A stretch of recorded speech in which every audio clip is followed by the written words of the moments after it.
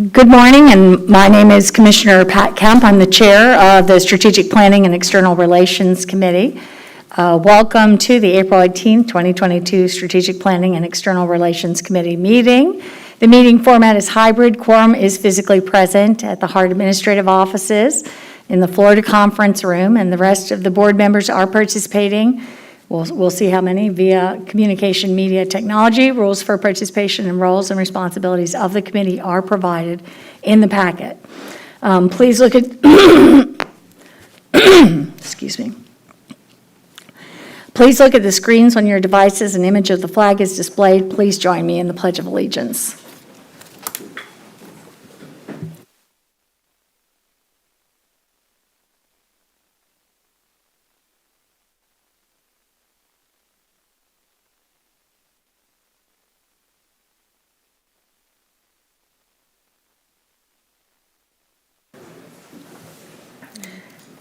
And with that, if we could have staff please do roll call. Good morning, Director Hudson. Here. Director Johnson. Here. Chair Kemp. Here. Director Overman. Director Schisler. Here. You do have quorum, Madam Chair. Thank you. The next agenda item is public comment. Are there any pre-registered, anyone here for public comment? No, Madam Chair, there is not. Okay, thank you. So this is the end of the public comment section. Section 3 of the package, you'll see the minutes of the Joint Strategic Planning and External Relations Committee, Operations and Safety, and the Finance and Audit Committee hybrid meeting. Is there a motion to? Mr. Approve. Second. Okay, Director Schisler, and a second by Director Johnson, I think I heard, right? Okay, and with that, I'm just going to take a general, all those in favor, say aye. Aye. Any opposed? Okay, seeing none opposed, we can move next to our presentations. And the first presentation this morning is the Tampa Bay Urbanized Areas Allocation of Federal Transit Funds process. We have Mr. Brad Miller, Chief Executive Officer of the Pinellas Suncoast Transit Authority, will present the Tampa Bay Urbanized Areas Allocation of Federal Transit Funds process. And Mr. Miller, welcome, and you're recognized. Thank you. Good morning. Good morning, Chair Kemp and the Hart Board and Adelaide. It's great to be here. As I left my house this morning, my high school daughter said that she was going to give a presentation today in school on Taylor Swift. And I said, I'm going to give a PowerPoint on Tampa Bay Urbanized Areas Allocation of Federal Transit Funds. Would you like to switch? She declined. I actually do. I'm glad to be here, and I was glad that, I think it was great that Adelaide asked me to come and talk to you about the process in which the region, the Tampa Bay area, urbanized area, allocates its federal transit funds, because I think there's a lot of questions always by new board members on PSTA or probably at Hart about how the formula works or how it's done. And I've been the CEO over in Pinellas for the last 10 years, and so I'm sort of like the old school guy, so I think it's great to kind of talk through this. So again, what I'm going to talk about today is the federal formula funds, the largest part of the federal formula program. Not necessarily all of the transit funding that we get from the federal government. Especially the bipartisan infrastructure law has substantially increased the discretionary competitive grant funds, like for Lono electric buses or the ferry program that Hart very happily got some funding. Those are competitive grants. We also receive annually a very reliable source of formula grants. That money is approved by Congress and then allocated by the Federal Transit Administration across every urbanized area across the country using a formula that I'm going to go through. And then what the federal government requires for urbanized areas that have more than one transit agency in them is for the transit agencies in the urbanized area to mutually agree on what they call a split or an allocation of the funds once they come down to, say, to the Tampa Bay region. This happens across the country in every urbanized area. You can see by my chart on this first slide that the allocation is pretty much 50-50, or Hart, PSDA, Pasco, and T-BARTA. Right about the same for PSDA and Hart. In 21, PSDA got 44%, Hart got 43%, Pasco 9, and T-BARTA 3. And that is based on the formula, the allocation, where we mimic exactly the way the money is earned, what the federal government uses for our local formula. That is certainly not required. The federal government leaves it up to every urbanized area across the country to do whatever they want to do. It's just that all of the transit agencies have to agree on the formula. The vast majority of urbanized areas do what we do, and what we have been doing for longer than even I've been here, the last 20-some years, is just copy the same formula that the federal government uses to allocate locally amongst the local transit systems. So the way the money is earned is then the way the money is allocated between PSTA, Hart, Pasco, and T-BARTA. There was a slightly different formula for the COVID relief funds that the federal government allocated. And that was kind of a unique situation. And so you can see the split there. It was done in the same way. It was allocated to the urbanized areas, and then we agreed on a split based on the formula for the COVID funds, which was a little bit different. And you can see PSDA got about 46, Hart 48, Pasco a little bit less. And then just looking at it on the long term, since 2013, which was the year in which T-BARTA started receiving funds, you can see the total amount. It's quite a lot, and it's right about even between PSDA and Hart, and then Pasco and T-BARTA.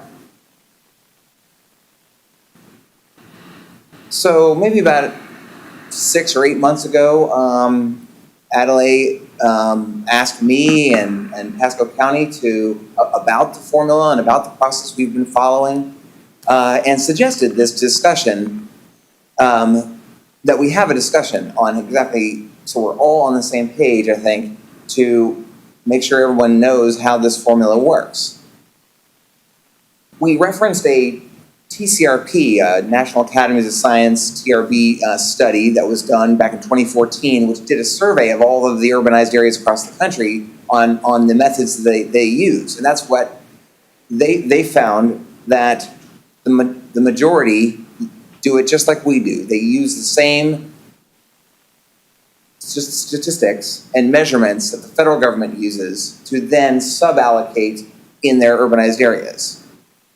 The vast majority of larger urbanized areas, like the Tampa Bay urbanized area, do it in the same manner. There is one example, the San Francisco Bay Area, which I think has more than 20 transit agencies. They have a regional MPO, or a regional council of governments, and they do it differently. Their regional body does allocate funds through a separate process to the different transit agencies in the San Francisco Bay Area. But what the study showed is that areas that do not have a regional body, a regional MPO, almost all of them allocated, just take the federal measurements and use those locally.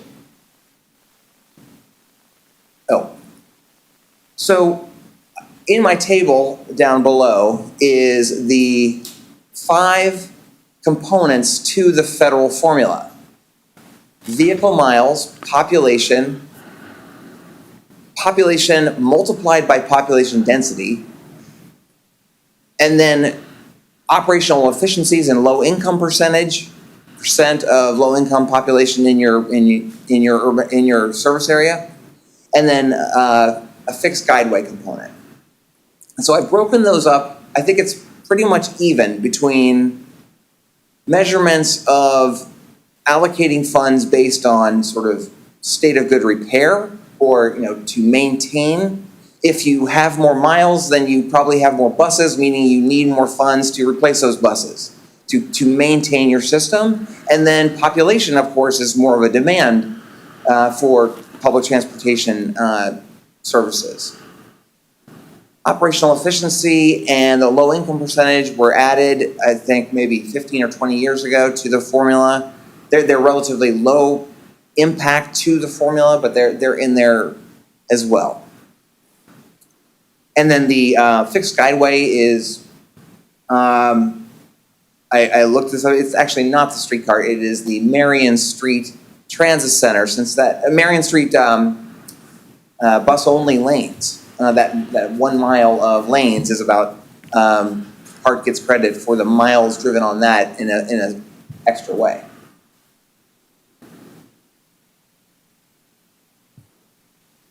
So in summary, what this process has done is provided a very reliable source of capital and operating funds for all the agencies in the Tampa Bay area for a very long time.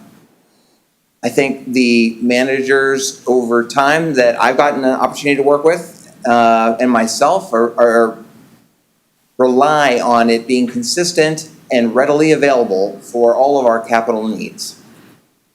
We're also all very excited right now, and this is a great time to have this discussion, because the bipartisan infrastructure law is dramatically increasing the formula funds by 30% that are going to come down shortly to the Tampa Bay area.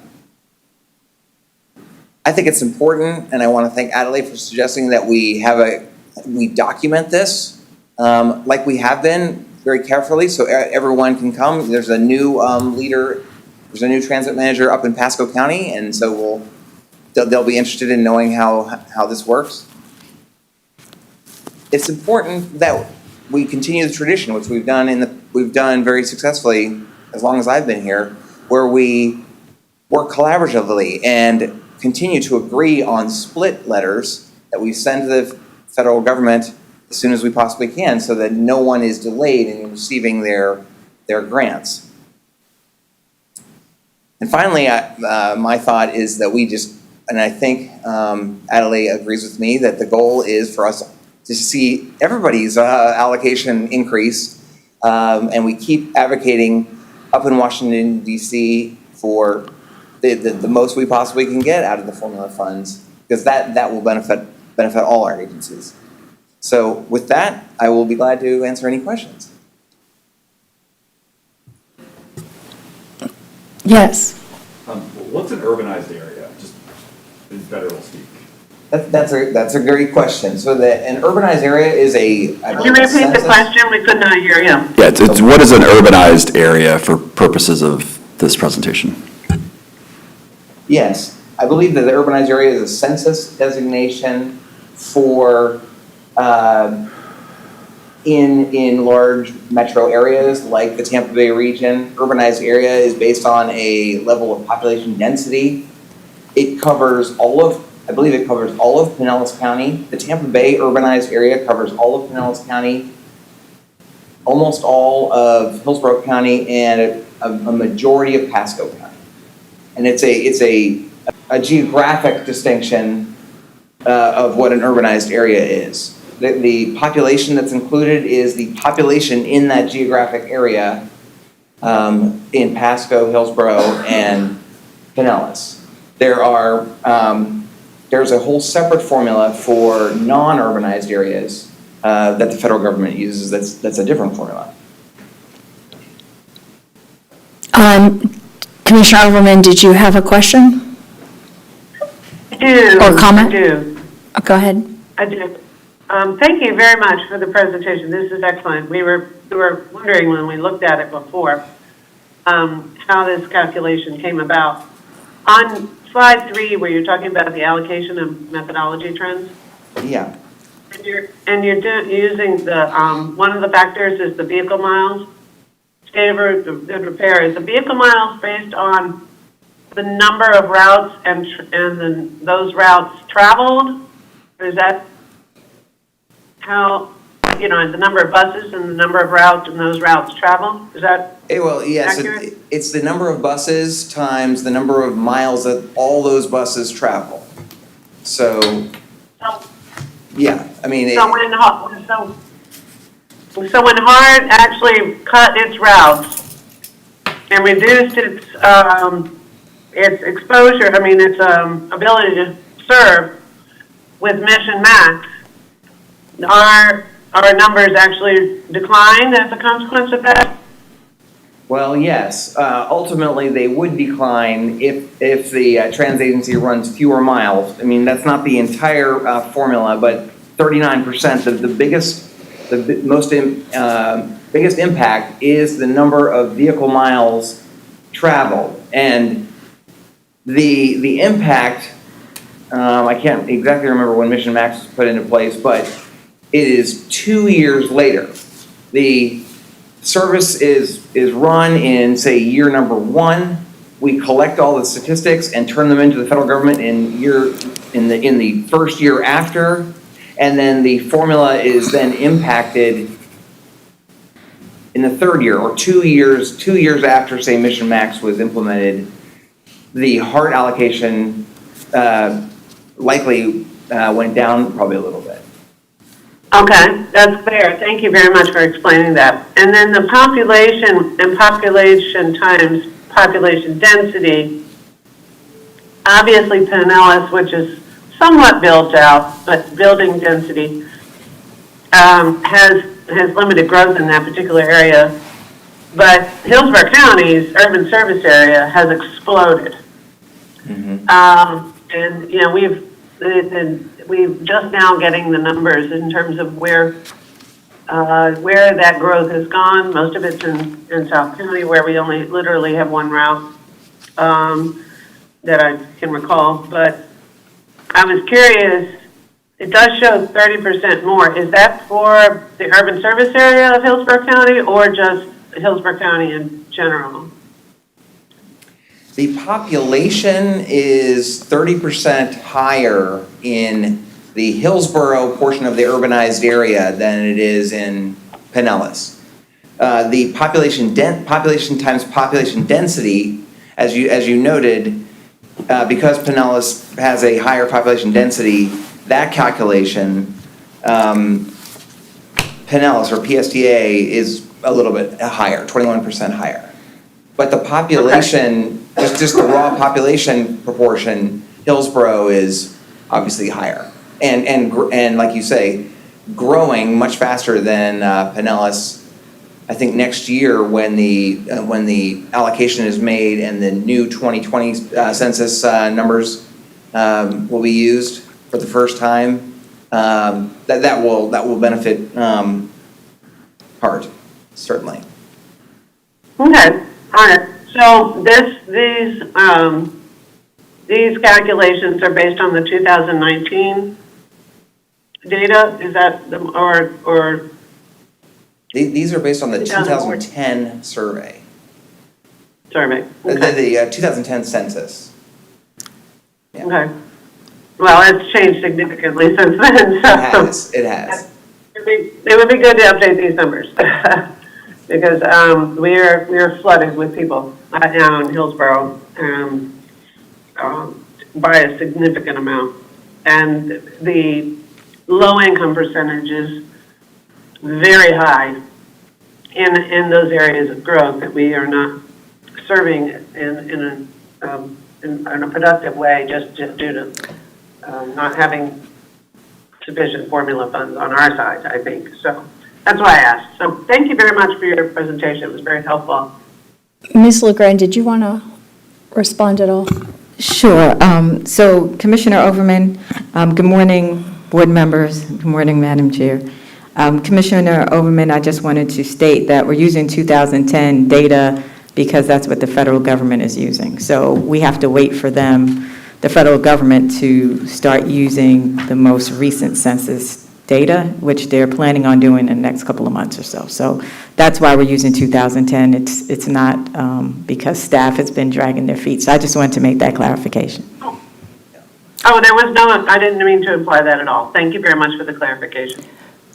I have actually some questions about this. One is, I know you say 63% of UZAs use this, but that means that some 37% do not. So what are the alternative formulas to this? What areas, what could be changed? What would a change look like? How would that work? I mean, we don't see any other alternatives here. Right. I mean, I think there's certainly, well, the federal government does not dictate any specific formula to be used.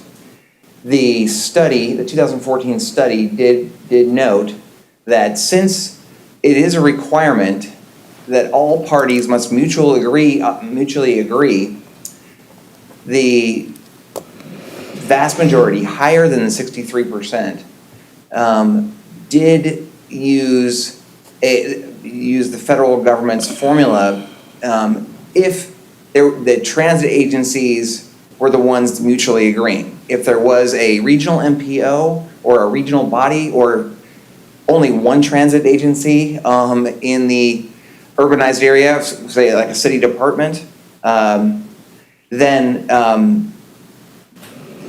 obviously they didn't use the FTA formula.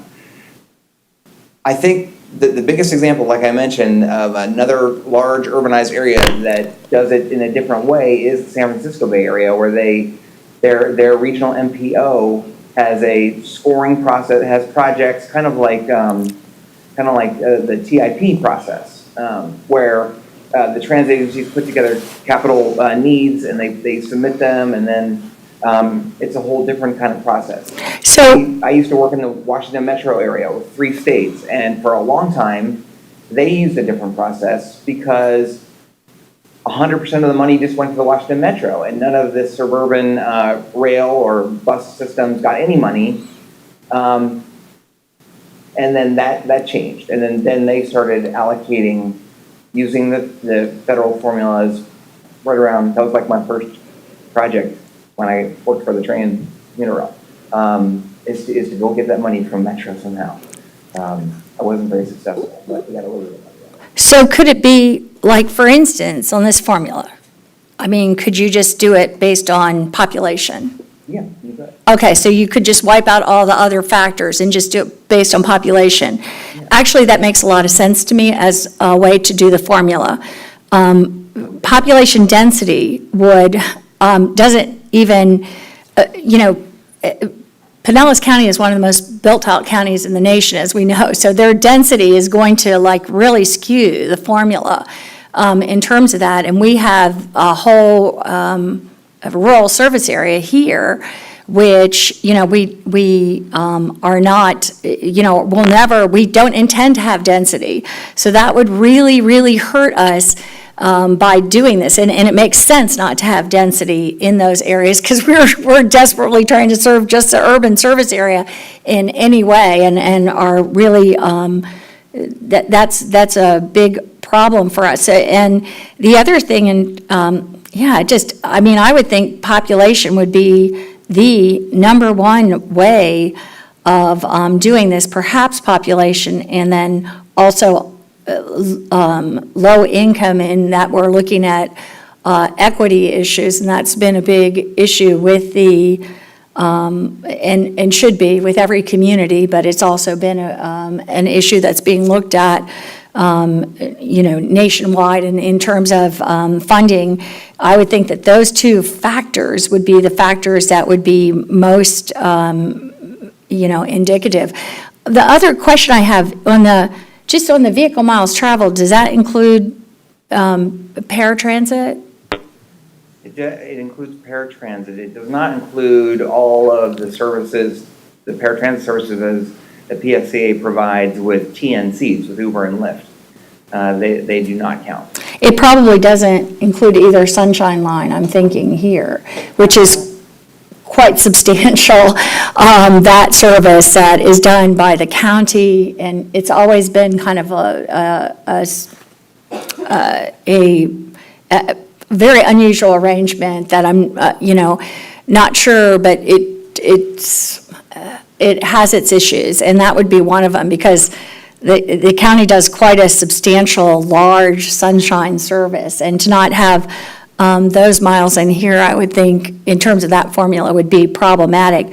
But I would really think that the formula should really be done, and, the populations, and I think many people don't understand this, but Pinellas County, in terms of land size, is 1/3 the size of Hillsborough County.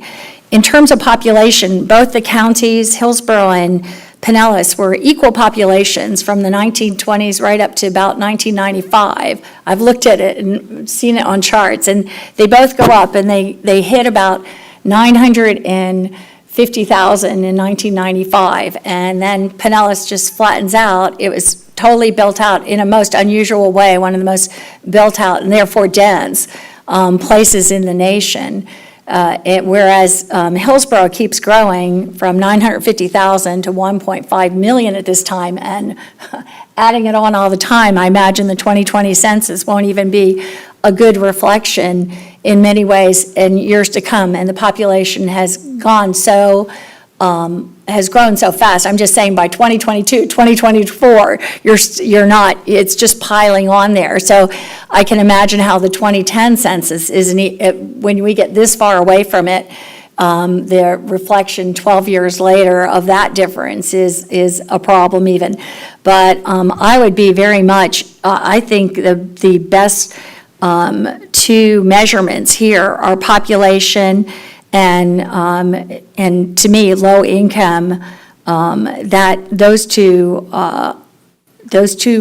factors, to me, are the factors that we should be judging and working the formula by that would make sense to me. So I don't know if there's any other comments or questions at this time, Director Johnson.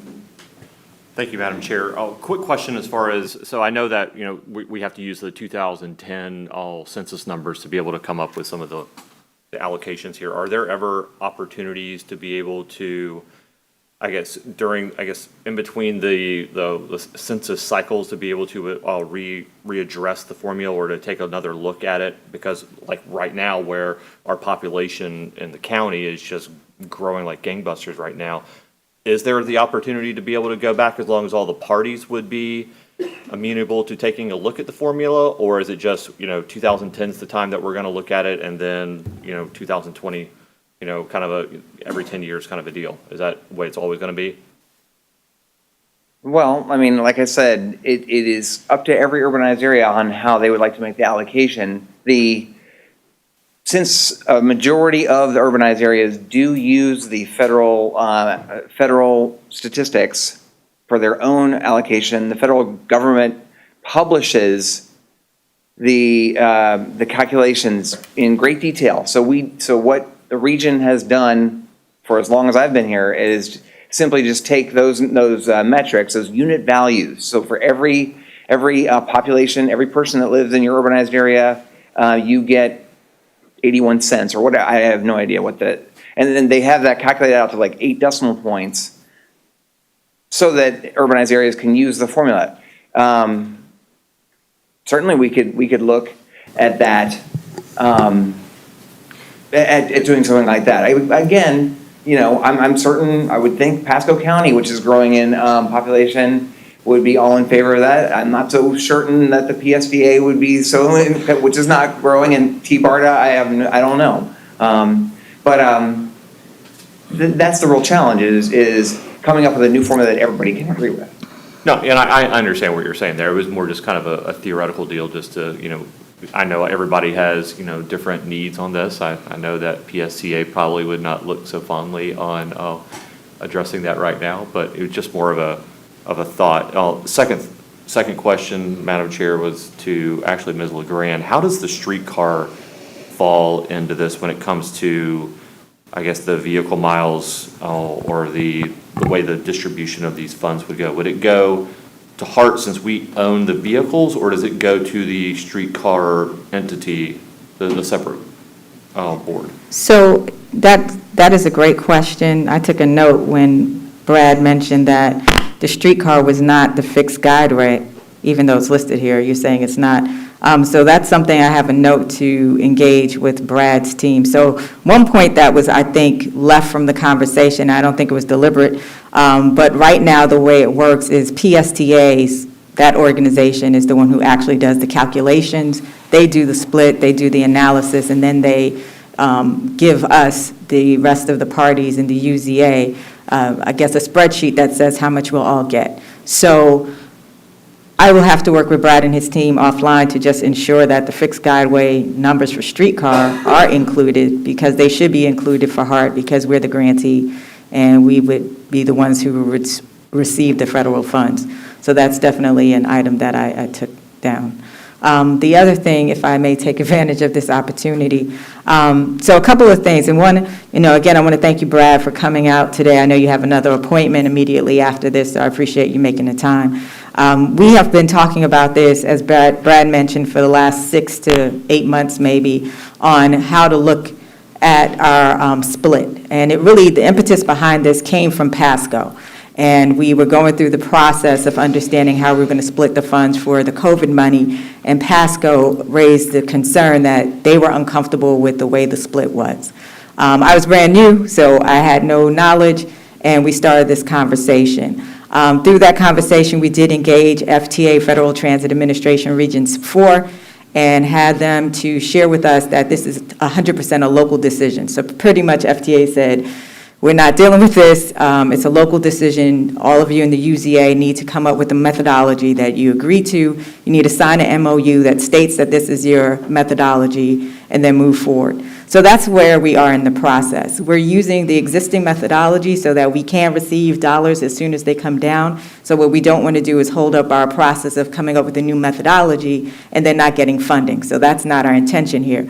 But the intention is to get to a point where there's equity in the way we split. So what you see right now, and this has been articulated by me on the last couple of calls to the rest of the team, is that the methodology that we have here is really designed in favor for an agency that has great population density. So you're really getting a bonus there, because even though we have a metric for population density and vehicle miles traveled go hand in hand. Right, so if you have a more efficiently operated system because you have a smaller service area and you can run more buses back and forth because you're getting more efficiency for one bus, you're going to get more benefits. What happens, unfortunately, or maybe fortunately, our UZA consists of 3 counties, of which 2 are more similar than 1. So Pasco and Hillsborough are more similar in the fact that we have a vast landmass. We have service area that requires us to move further. We don't have the efficiencies that you will have in Pinellas County. In addition to that, our population is growing. We have a growth rate here in Hillsborough approximately 8+%. Pasco is around 7.5%. So we're close as far as the 2 counties having, population growth, having less population density, and having a greater demand to provide service in a community where we're getting more people coming looking for affordable housing and as such. So because of that, and I think Brad is 100% right, maybe 10 years ago or however long they've been doing it this way, it was easy, it worked, everybody was in this growth pattern. Where we are now, because of the formula, it benefits an agency or a county that already is efficient. So what that means is if you already have the ability to provide more service and better service, this is going to help you. If you're in a county where you're trying to provide new service, increase routes, add more service to your offerings, this formula does not help you. So right now we're trying to find, as Brad said, the sweet spot where all of us can sign off on a new methodology. Does require that all of the parties are in agreement. So we have to work through this. I know on the last slide, I think it was slide 4, that hopefully this process will allow everybody to get more. The reality is it probably won't, so there'll be some winners and losers if you want to use that vernacular. I see it as everybody winning. If the region wins overall, we're all winning. And if we can provide more service across the entire region, then we're all winning. That's the way I see it. That's my definition, but that's just mine. So just wanted to give you an overview of, how this started, why we're engaging, and again, thank Brad for coming to present what we're doing now and the fact that we have been doing it, and we are using the federal administration methodology that they use to send the money throughout the United States, but then acknowledging that it's a local decision on how we split the money in our region. Perfect. Thanks again for the presentation, Brad. I appreciate it. How does this continue on at this point? So we're continuing our meetings. I think we had one last month. So where we left it last month, as Brad mentioned, there's a new leader at Pasco County, so that was his first meeting.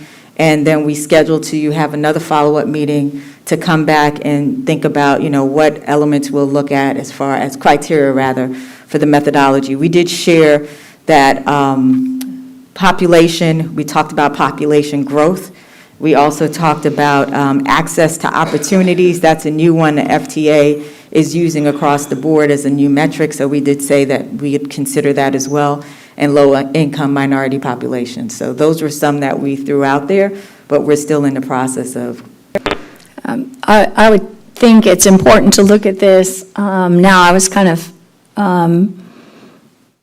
surprised by the numbers overall, and it makes a huge, huge difference. And I think you said it very well, and that's what I've always thought. Any way that we serve more people in the region serves the region, and I think it's really important to look at that. But I do appreciate the presentation, and thank you for joining us this morning. I guess there's no further comments at this time. Thanks. I have my hand raised. Oh, and, okay. Councilman Schisler does as well, so. I'm sorry, okay. It does, you'll have to get my attention here in the room because your full name doesn't come out on here. It's just Councilman. Sorry, okay, go ahead. Thank you. Real quick, I noticed that previously the fixed guideway was only mentioning the streetcar. I know that the Pinellas now has its BRT program, which is considered a fixed guideway, and regionally over the next 10 years, we're actually on a regional basis examining the potential of developing a fixed guideway passenger rail type of service, and then we have the ferry that is potentially going to provide another fixed guideway. So in this examination, where fixed guideway becomes one of the factors in the formula will need to be addressed over, for the next 10 years during that time period. Granted, we're going to have updated census numbers, and that's important, that fixed guideway, if fixed guideway stays part of it, over the next 10 years, I anticipate that we will have more fixed guideway, not only grant applications for examining where fixed guideway can be best utilized in Hillsborough County, but also possibly Pasco County and Pinellas, as we look at exploring those. And there's an MPOAC meeting at a regional level. The state rail plan's being updated. There's lots of things going along the Brooksville and Clearwater line that serves all three counties. So I think it's going to be important that when we revisit this formula, that also be not excluded per se, because that is an area that we're looking to increase mobility for many and do it very efficiently without having to deal with all the congestion that we already have. So I just wanted to say thank you very much for this presentation. In looking at this, I do think that over the next 10 years, there's going to be a lot of movement that will be important to all of the agencies. And I'll stop there. Thank you. Thank you. And Director Schisler. Thank you, Madam Chair. Mr. Miller, thank you very much for the presentation. We've sat here several times wondering what the allocation methodology was, and this has been very enlightening as to how this is going. And we certainly don't want to cause a food fight, but we want to make sure that the distributions going forward are a little more equitable given the population changes and what we're trying to accomplish within HART. And we fully expect everybody to play nice in the sandbox, and we look forward to this happening relatively quickly, I would assume. I'm not sure what your timetable is, Ms. LeGrand. But I just want to say thank you for the presentation, and this answers a lot of questions that we all had individually in what we've seen in the past, and hopefully this will be a little more equitable given the issues at hand as we move through the presentation. I appreciate it. Great. Thank you. And with that, if we'll move to our next presentation, the Transit-Oriented Development Project Update, Mr. Steve Shoecraft, a Section Manager of Transportation and Community Planning from HDR, is here to present.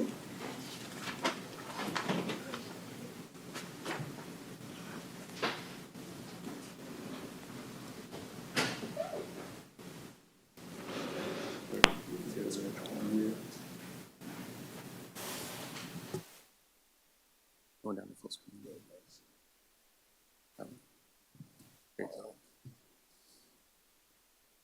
Good morning. Thanks for this opportunity to provide an update on the project. This is the Transit-Oriented Development Pilot Project that we're the consultant to HART, working with partners at the city, county, planning commission, and TPO to develop this project. What I'll provide is a brief update on the project, where we've been, and then the next steps. And what we're getting ready to do now is to roll into developing recommendations that'll go to the city, county, planning commission, and TPO for consideration as they're thinking about updates to the comprehensive plans for the city and unincorporated Hillsborough County, and looking at potential zoning and public investment strategies to support transit service along the corridor that we're focused on.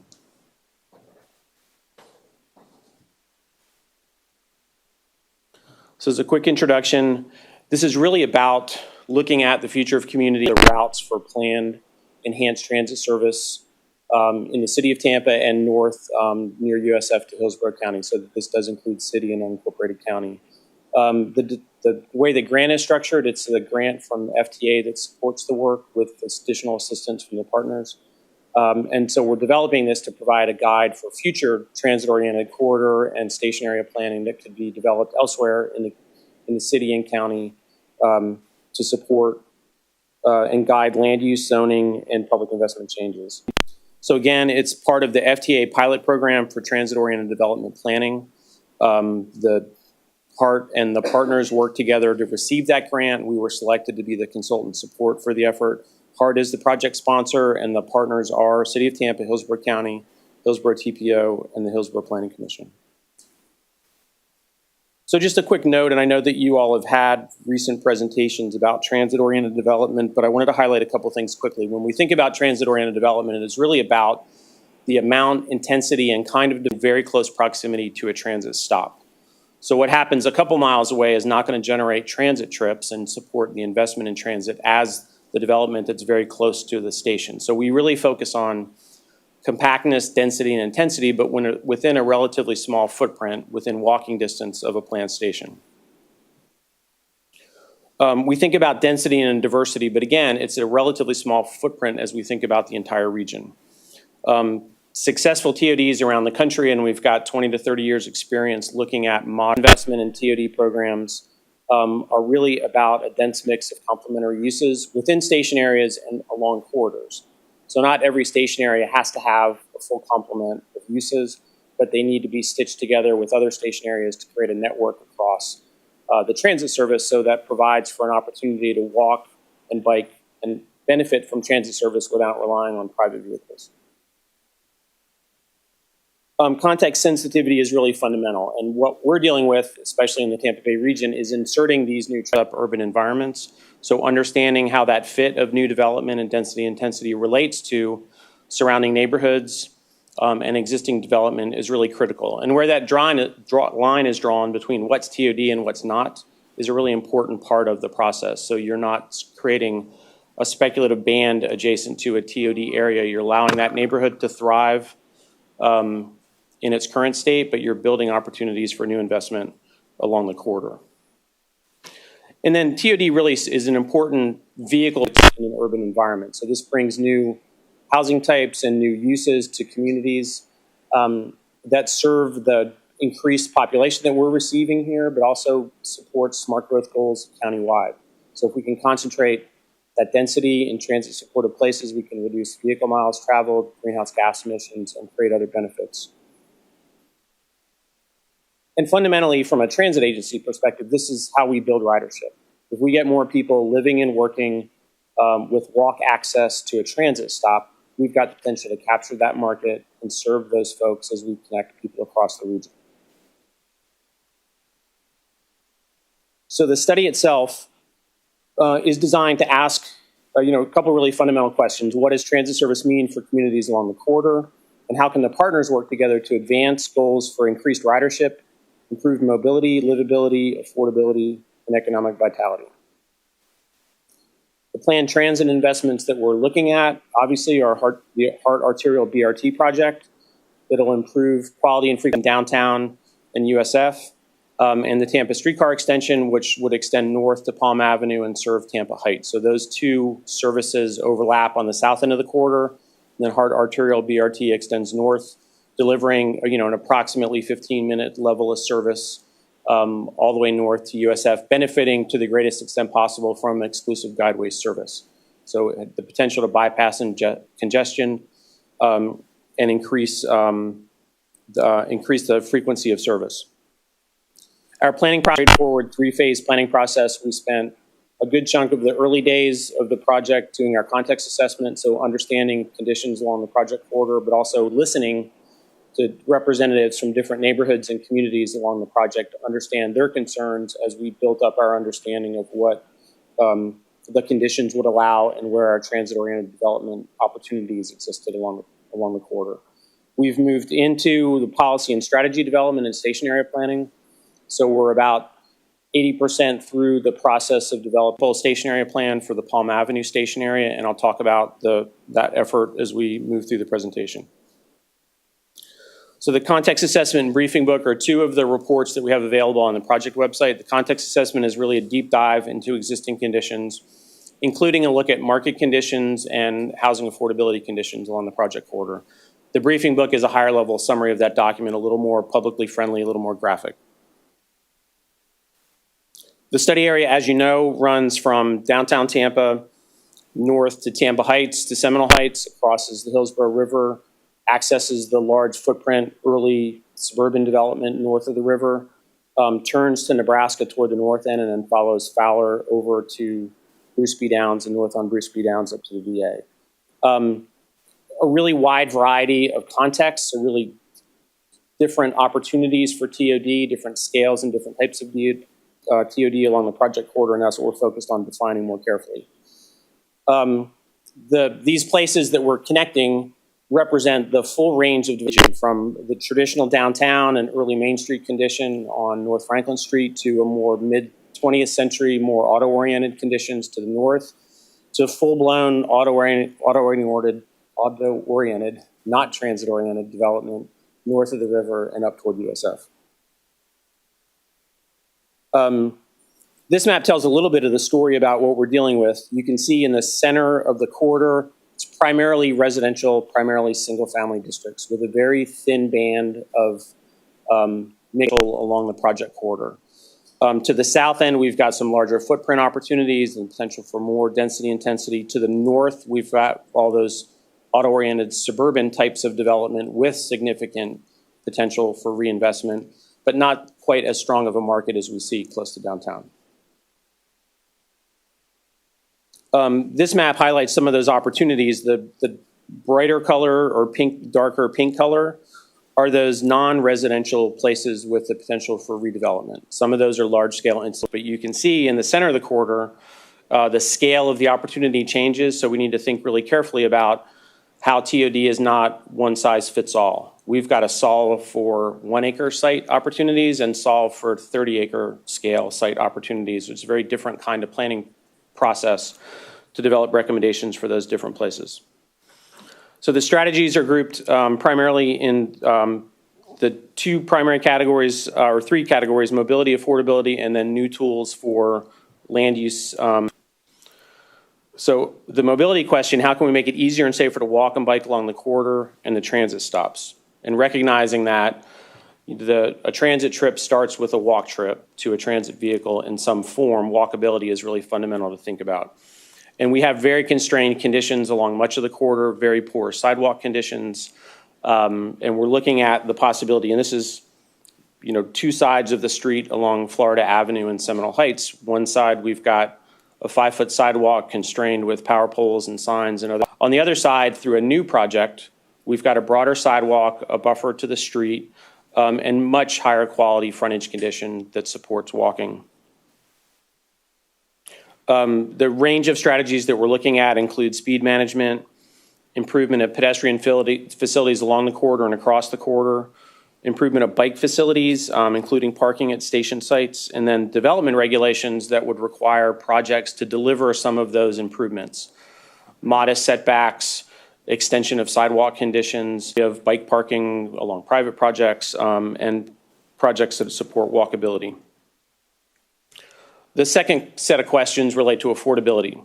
How can we protect existing housing affordability, encourage affordable housing, and increase the diversity of housing options? We have, this region suffers a little bit from having a lot of single-family homes and a lot of larger-scale apartments, and not a lot of alternatives that fit in the middle. So that missing middle housing question is an important question.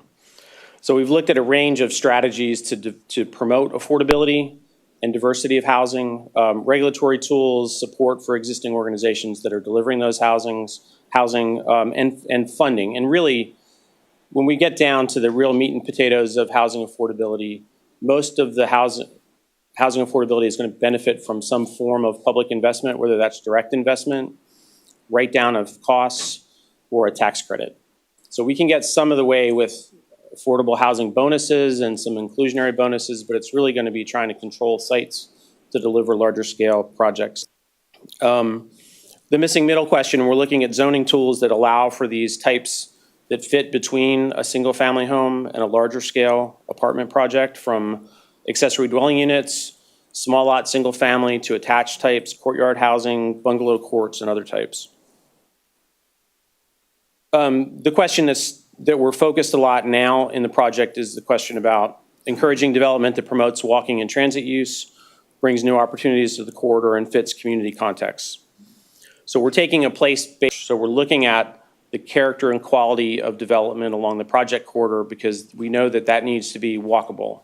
A pleasant walking environment, again, is fundamental to successful transit-oriented development.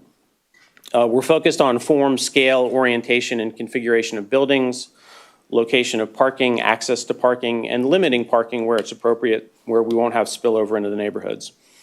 We're tailoring those solutions to fit the different communities along the corridor. So again, it's not one size fits all. One TOD strategy is not going to work. It may work in Seminole Heights, it may not work along Fowler Avenue. Completely different kinds of contexts, and we need to calibrate to those contexts. And then creating a foundation for comp plan and zoning standards, which I'll talk a little bit more about. The different scales of development we're focused on mapping now. So we're looking at the urban scale of development, larger scale, which has potential close to downtown, southern portions of Tampa Heights, around the downtown interchange, and then up by University Mall along Fowler Avenue. The TOD center, the typical type that we'd like to see, where we've got station stops and the potential for pulses of activity along the corridor. So this is 4 to 5 story projects with ground floor active uses, parking in the back, and transition to surrounding neighborhoods. A TOD general would be a very common type that we want to encourage along the corridor. 2 to 3 story projects, some single use, some mixed use, but mixed use as we think about the development as a district, with really quick transition to the backside to existing neighborhoods. And then the TOD neighborhoods themselves, allowing for an uptick in density and intensity close to transit stops so people can benefit from access to transit and not substantially change the character and scale of the neighborhoods. So I have a big draft stamped on this map. This is what we're working on actually this week to put together the full corridor map, to say where these types would apply, and that starts to set us up for the development of our recommendations for comprehensive planning.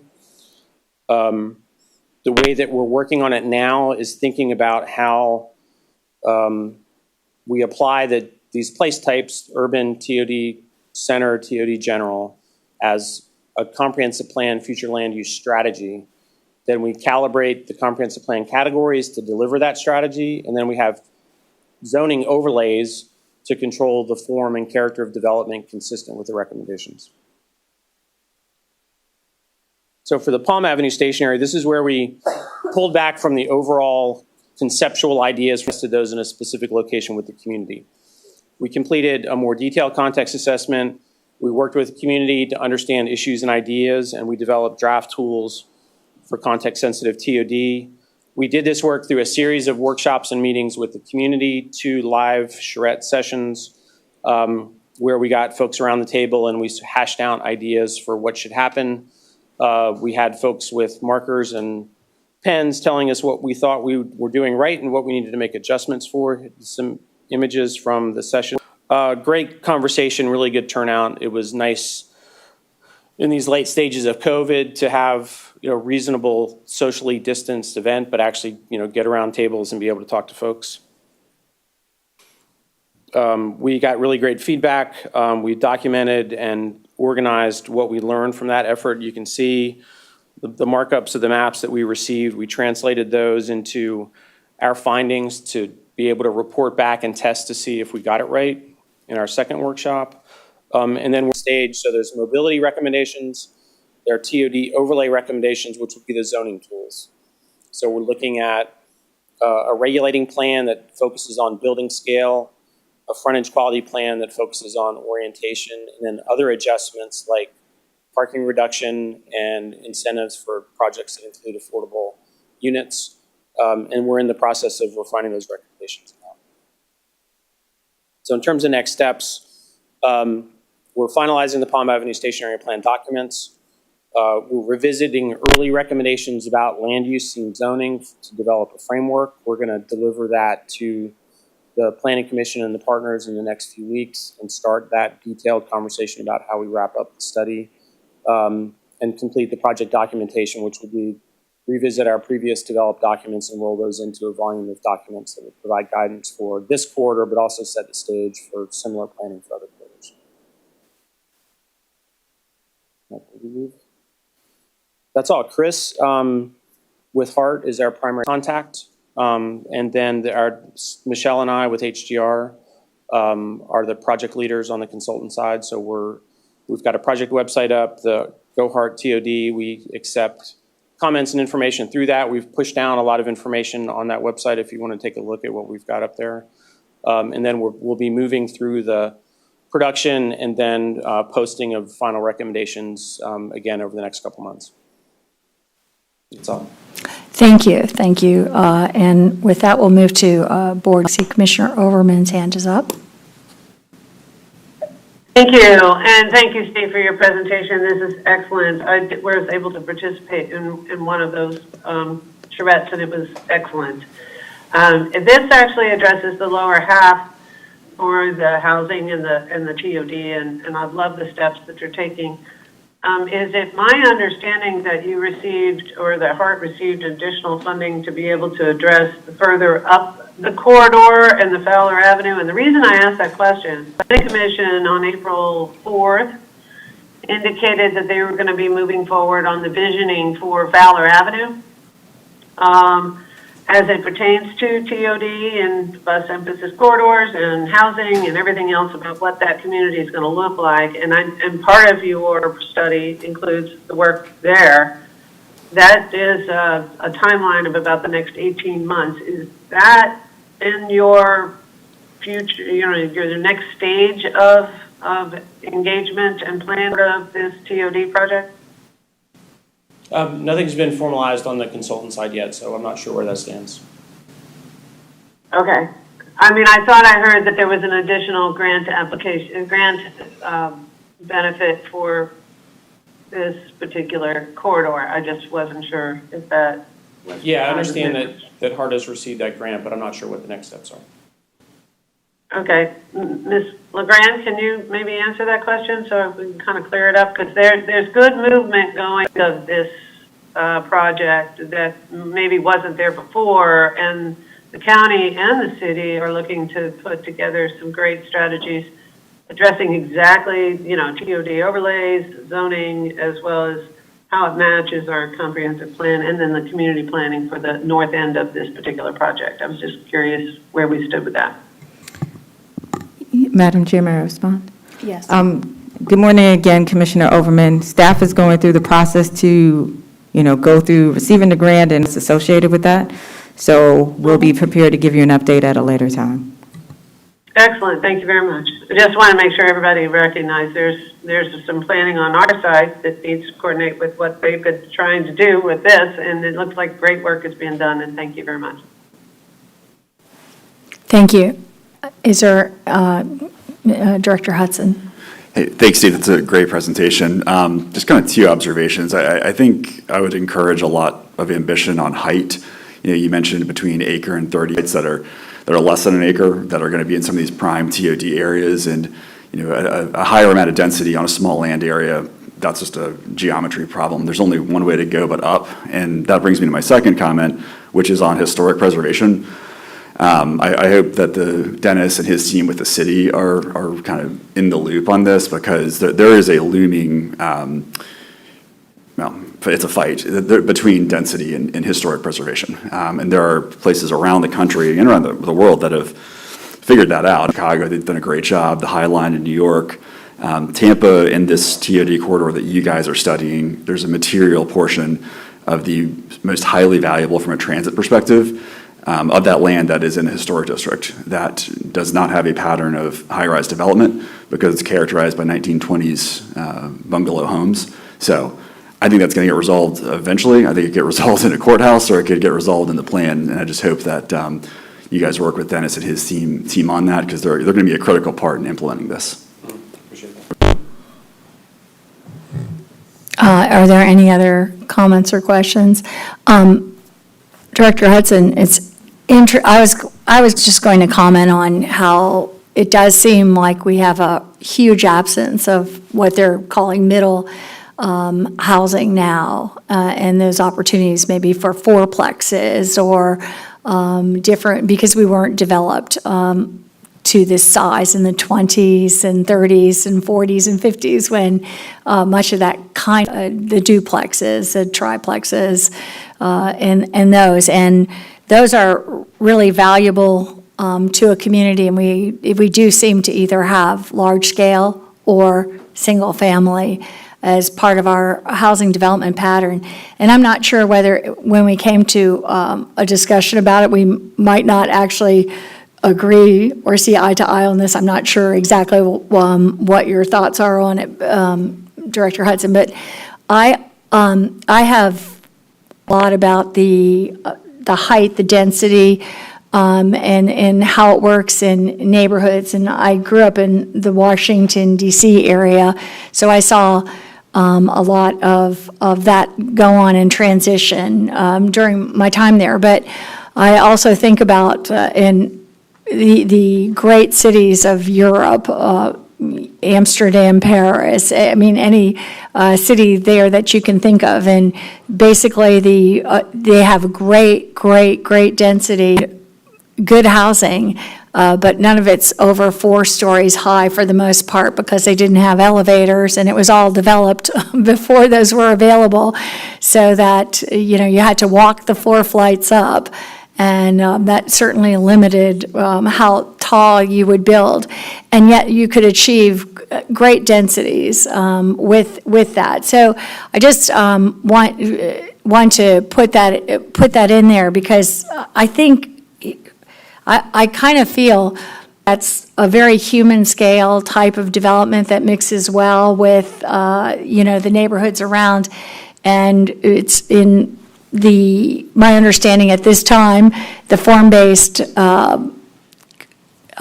planning is still in effect. Plan is still in effect for the areas of Seminole Heights, which kind of had limited along the corridor to 4 stories. I think some have gotten 5 stories, and I understand there's always questions about whether that can pencil out or not, and how that works because of the cost of the land uses. I want to transition for sure the car lots that have been ubiquitous until probably 10 years ago around the corridor. But at the same time, I just, I think that and oftentimes it's like, well, we need increased density, which we do. But I also kind of think that some of the neighborhoods that appreciate and see both density and walkability and scale to a human scale that I feel comfortable with. The downtown areas, the high rises are there, but in the other surrounding neighborhoods, it's just I guess a personal preference, but it's also the way cities have been built traditionally with great densities and 4 stories. So I'll just put that out there as a concept. Just super going off that, I think the parking reductions is such a huge part of that, because part of the issue now is that 4 stories of density requires 2 or 3 stories of parking, of car storage underneath it, and that's what drives, the height of a lot of these buildings. And this is a hobby horse of mine, but because this is a public hearing, reducing the complexity of all of this is the most important thing. If you have to hire a lawyer or a civil engineer to get a 4-unit dwelling project approved, that's a sign of a funded process. And so I think that really needs to be the North Star for a lot of this, because if it takes 9 months from concept to even going before elected officials to have something approved, and then another 18 months to build it, with many opportunities in between for material supply cost escalations, things like that, it's going to take a very long time to dig ourselves out of our housing deficit. So anything that we can do to make this easier would be good, because it's very hard as is. If I could quickly, there's a lot of opportunity for increased density under the current comprehensive plan and zoning regulations, but there's also a lot of hoops you have to jump through to get that. So what we're trying to do is understand what the goals are to get that higher density, but build that into the base requirement. So you can get a by right development approval if you deliver certain kinds of improvements on a project, and those improvements are clearly stated and not negotiated. Staff can submit, staff can review and approve a project that meets the rules. You can go back to the PD process and you can work through a 9-month or year plus effort. But we're trying to get a higher density projects by right that provide a high level of quality. Great. Thank you so much. And I think we want to try and move on here. And thank you for your presentation. Good discussion. Thank you. And we'll move now to Ms. Beth Alden, Executive Director of the Transportation Planning Organization. We'll be talking about Bus Emphasis Corridors Project update. Madam Chair, as Yes. Ms. Alden, I just wanted to make an announcement. We are running behind, so our operations and maintenance committee meeting that starts at 10 o'clock, those of you who have dialed online, we are still in the strategic planning committee meeting. We should be ending this shortly. Thank you. Thanks. Good morning, HART board members, and thank you for having me. I'm Beth Alden. I'm Executive Director of the Transportation Planning Organization, and I'm here with Melissa Zarnita, who is the Executive Director of the City County Plan. I'm going to be tag teaming this presentation because this is another opportunity to coordinate transit and land use like the one that you saw just a moment ago. This project really got its genesis a couple of years ago. Commissioner Overman convened a meeting of several of the departments within Hillsborough County, along with the TPO, the Planning Commission, and HART, to talk about how do we get more housing delivered and how do we make sure with where there is bus service. It came kind of on the heels of an experience that I think we wish as a county we had not had, which was that there was an affordable housing development that received some incentives from the county, was located on Williams Road, a little bit east of Sable Park. At the time, it had bus service. As HART needed to change its plans, the bus service is no longer available, which means that the folks have a long way to walk and not even a sidewalk in some areas if they're going to use the bus system to access jobs, essential services, and so forth. So we came together to talk about how can we do this better. And we have an opportunity right now because the county is updating its comprehensive plan. The comprehensive plan is drafted by the City County Planning Commission and then brought forward to the county commissioners for their review and approval. Of course, there's a lot of coordination with county staff that happens as part of that. So that's one opportunity that's happening right now and why we're bringing this forward to you right now. It's also an opportunity to coordinate with HART's strategic planning and comprehensive operations analysis. So that's kind of an overview of how we got to this point. We are going to talk this morning about why we're doing this and what does it mean and what are the planning strategies going forward. The overall purpose of this, I'm going to ask Melissa to talk about. Good morning, Melissa Zornita, Executive Director of the Planning Commission. Thank you for having us here today to talk about this concept that dovetails so nicely with Steve's presentation, because this is like the next layer down from transit-oriented development, and it's really that opportunity to tie together how we can expand housing, opportunities along transit lines, and create a development pattern that's walkable and safe along those corridors.